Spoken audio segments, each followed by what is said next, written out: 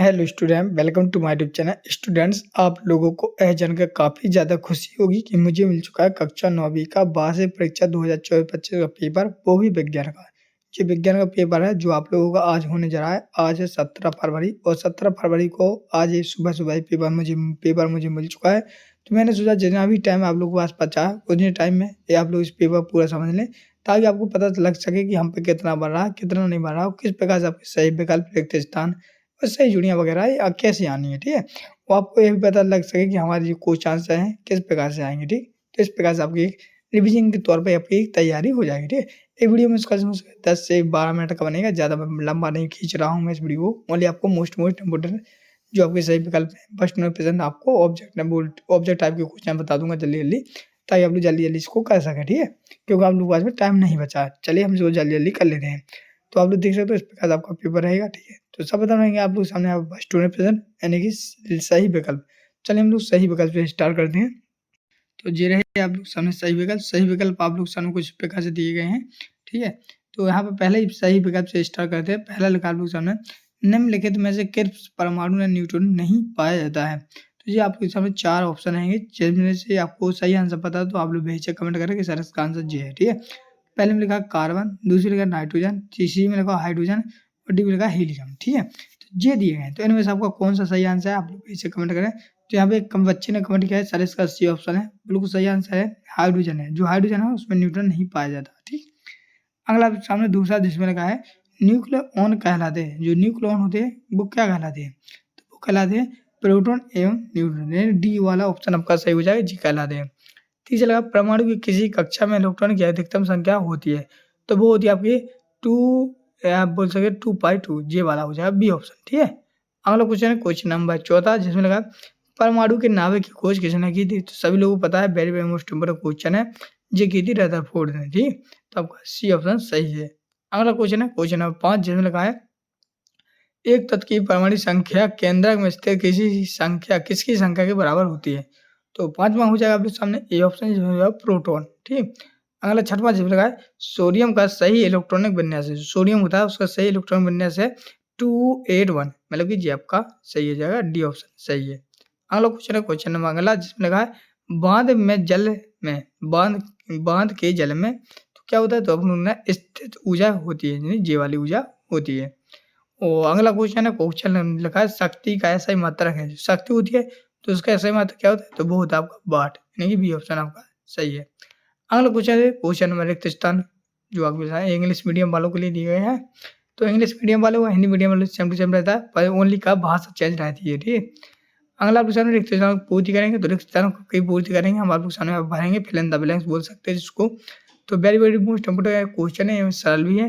पहला का न्यूटन की खोज किसने की थी? तो चैडविक ने की थी। तो आप लोग इस प्रकार से लेंगे चैडविक, ओके। अगला क्वेश्चन नंबर दूसरा, जिसमें लगा है सोडियम का परमाणु क्रमांक होता है। जो सोडियम होता है उसका परमाणु क्रमांक होता है 11 होता है, ठीक, 11 आ जाएगा।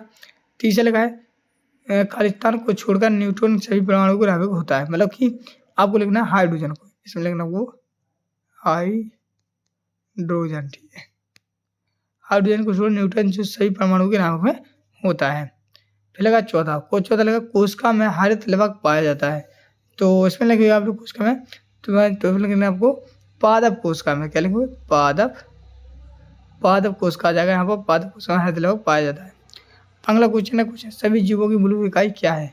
तो सभी को पता है कोशिका सभी जीवों की मूलभूत इकाई होती है। तो कोशिका से ही अपना शरीर बनता है। फिर आप लोग सामने है कोशिकाओं में विशिष्ट घटक होते हैं। जो कोशिका होती है उनमें विशिष्ट घटक होते हैं, जिन्हें हम क्या कहते हैं? कोशिकांग कहते हैं। तो इंग्लिश में कोशिकांग लिखेंगे, कोशिकांग। और अगला क्वेश्चन क्वेश्चन नंबर जी, जिसमें लगा पादप कोशिका भित्ति की बनी होती है। जो पादप कोशिका भित्ति होती है वो किसकी बनी होती है? तो वो बनी होती है सेल्यूलोज की, सेल्यूलोज, जहाज का जस्ट सेल्यूलोज। इस प्रकार से आपके सामने यहाँ पर लिखते स्थान पूर्ति कंप्लीट हो गई है। हम करेंगे सही जोड़ियाँ। चलिए, तो सही जोड़ियाँ जल्दी जल्दी मिला लेते हैं आप लोग सामने, ताकि आप लोगों के पास जितना टाइम जल्दी जल्दी आप लोग समझ सके इसको। तो हम लोग पहले से ही करेंगे, जिसमें कार्य की क्षमता, तो कार्य की क्षमता हो जाएगी ऊर्जा, तो ये हो जाएगा कोई पहली। और दूसरी रेखा यहाँ पर, तो दूसरा क्वेश्चन देखो, दूसरा क्वेश्चन लगा एक अशक्ति, तो दूसरे का हो जाएगा आप लोग सामने ये वाला कौन 240 वाट, ये दूसरा हो जाएगा, बोला कि दूसरे को बनाएंगे हम लोग इससे ऐसे, पहले का बनाएगा आपने इससे शक्ति, तीसरा शक्ति का हो जाएगा कार्य समय, मतलब ये हो जाएगा शक्ति का कार्य समय। और तरल संयोजी ऊतक, तो सभी को पता तरल संयोजी ऊतक क्या रक्त है।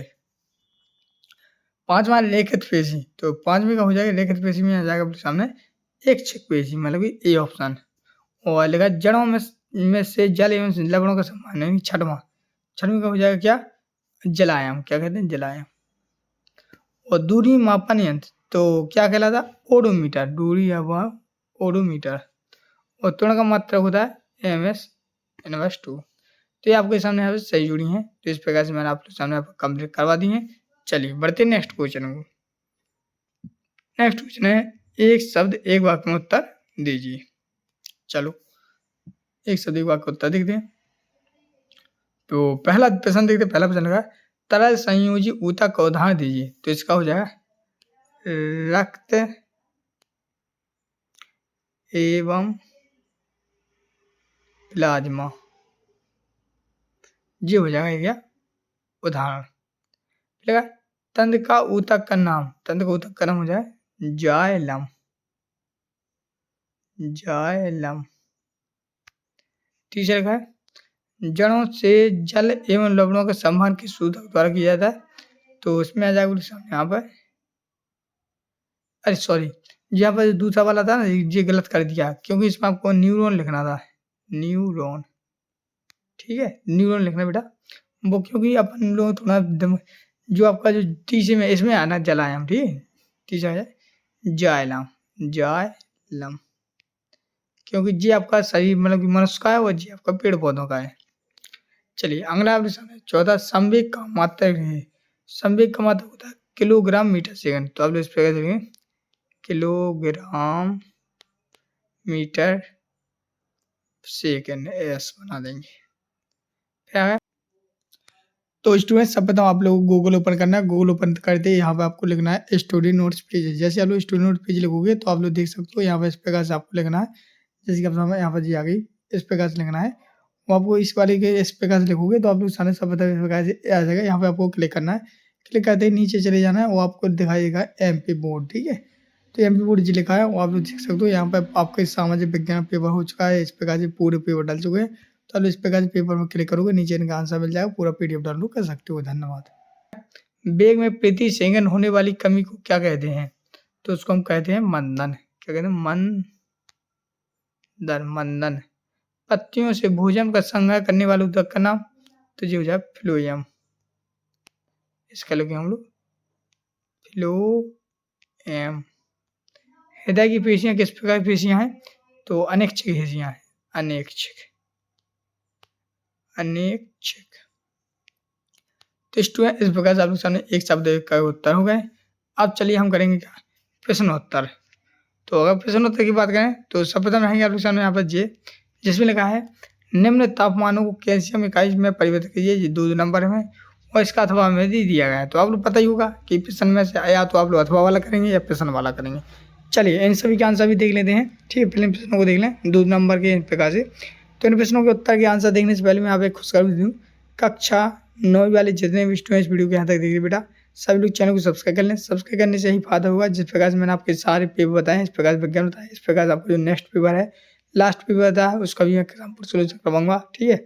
तो उसका भी अगर आप लोग करना चाहते हो चैनल को सब्सक्राइब कर लेना। चलिए तो इस प्रकार अब चलिए हम आप लोगों को सामने यहाँ पे क्वेश्चन नंबर आपके 6 में से यानी 5 में से दिखाता हूँ। यहाँ से आपको पूरे आंसर दिखा दें, पूरी PDF मेरे पास। तो स्टूडेंट ये रहे आप लोग सामने यहाँ पर आंसर, क्वेश्चन नंबर 6 में 5 में आंसर था। जैसे आपको 300 K था, केल्विन था, 573 केल्विन था, इनको मैं इकाई में परिवर्तन करना था, तो आप लोग इस प्रकार से इनको कर सकते हैं, ठीक है। ऐसे इसको भी करना है तो आप लोग समझ लेना, बनता भी होगा।